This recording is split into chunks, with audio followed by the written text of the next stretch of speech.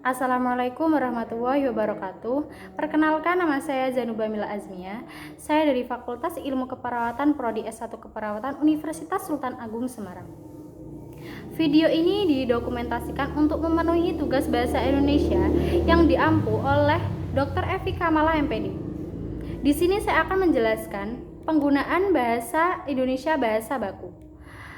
Pengertian bahasa Indonesia bahasa baku adalah salah satu ragam bahasa Indonesia yang bentuk bahasanya telah dikodifikasi, diterima, dan difungsikan atau dipakai sebagai model oleh masyarakat Indonesia secara luas. Pengertian bahasa baku diikuti dan diacu oleh pakar bahasa Indonesia dan pengajaran bahasa baik di Barat maupun di Indonesia. Di dalam pengertian bahasa baku terdapat 3 aspek yang saling menyatu, yaitu yang pertama, kodifikasi. Ialah pencatatan norma yang telah dihasilkan oleh pembukuan dalam bentuk buku, tata bahasa, seperti pedoman lafal, pedoman ejaan, pedoman pembentukan istilah atau kamus. Yang kedua, keberterimaan, maksudnya adalah bahasa baku harus diterima atau berterima bagi masyarakat bahasa. Penerimaan sebagai kelanjutan kodifikasi bahasa baku.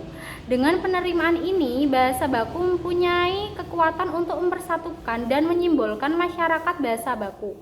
Yang ketiga, difungsikan sebagai model. Maksudnya adalah acuan bahasa baku difungsikan atau dipakai ini disepakati secara umum tentang kode bahasa dan kode pemakaian bahasa di dalam situasi tertentu atau pemakaian tertentu. Tumbuhnya bahasa Indonesia baku diterima dan diresmikan sebagai bahasa persatuan dan bahasa negara Republik Indonesia. Secara umum, fungsi bahasa baku adalah sebagai berikut. Yang pertama, sebagai pemersatu. Pemakaian bahasa baku dapat mempersatukan sekelompok orang menjadi satu kesatuan masyarakat bahasa. Yang kedua, penanda kepribadian. Pemakaian bahasa baku dapat menjadi pembeda dengan masyarakat pemakai bahasa lainnya. Yang ketiga, pembawa kewibawaan. Pemakai bahasa baku dapat memperlihatkan kewibawaan pemakainya. Yang keempat, kerangka acuan.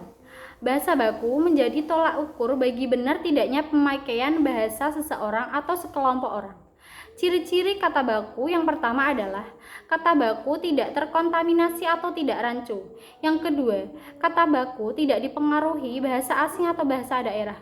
Yang ketiga, kata baku bentuknya tetap dan tidak mudah berubah-ubah. Yang keempat, kata baku menggunakan imbuhan secara tersurat atau eksplisit.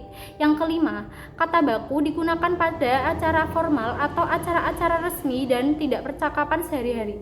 Yang keenam, kata baku tidak menggunakan majas pleonasme atau menambahkan keterangan tambahan yang tidak diperlukan. Yang ketujuh, kata baku memiliki arti yang pasti atau tidak membingungkan atau rancu. Terima kasih, ini yang dapat saya sampaikan. Wassalamualaikum warahmatullahi wabarakatuh.